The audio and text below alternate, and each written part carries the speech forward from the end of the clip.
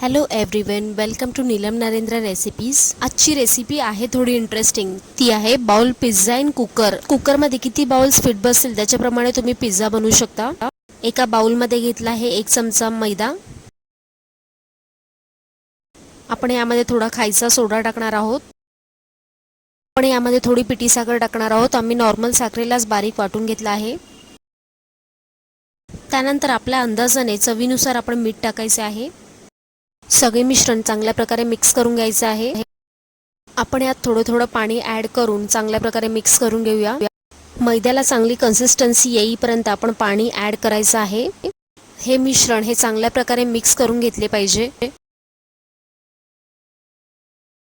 मध्ये आता आपण हाफ टेबलस्पून तेल टाकणार आहोत। आपले हे बाउल नीट मिक्स करून झाल्यानंतर 15 मिनिट बाजूला ठेवून देऊया।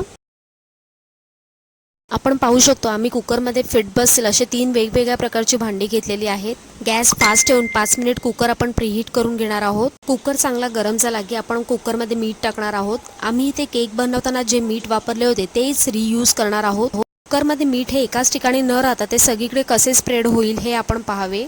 आपल्याला बाउल्स ठेवायचे आहे तर त्यासाठी आपल्याकडे जो छोटा स्टँड असेल तो आतमध्ये कुकरमध्ये ठेवावा। सुरुवातीला कुकर आपण 5 मिनिट गरम केला होता। मीठ टाकल्यानंतर कुकर आपण परत 10 मिनिट प्रीहीट करून घेऊया। कुकरची शिटी आपण काढून घ्यायची आहे। बाउलमध्ये ब्लॅक पेपर टाकणार आहोत। त्यानंतर आपण ॲड करणार आहोत चिली फ्लेक्स। आता आपण यावर टोमॅटो केचप स्प्रेड करूया। चमच्याच्या साहाय्याने टोमॅटो केचप सगळीकडे स्प्रेड करायचे आहे। आता आपले बाउल हे टॉपिंगसाठी रेडी झाले आहेत। उभा बारीक चिरलेला कांदा आपण तिन्ही बाउलमध्ये टाकणार आहोत। त्यानंतर बारीक चिरलेली सिमला मिर्च टाकूया। टोमॅटोचे बारीक स्लाइस केले आहेत ते आता आपण यावर टाकणार आहोत। त्यानंतर टाकूया बॉइल्ड केलेले कॉर्न।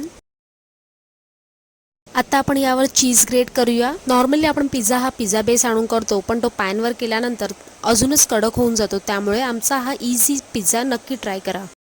आपला बाउल पिझ्झा हा बेक होण्यासाठी रेडी आहे। आपण 15 मिनिट प्रीहीट केलेल्या कुकरमध्ये हे बाउल पिझ्झा आपण ठेवणार आहोत। कुकरची शिटी काढून 15 मिनिट गॅस मंद आचेवर ठेवायचा आहे। आपला बाउल पिझ्झा रेडी आहे। गरमागरम बाउल पिझ्झा हा डायरेक्ट स्पूनने आपण खाऊ शकतो।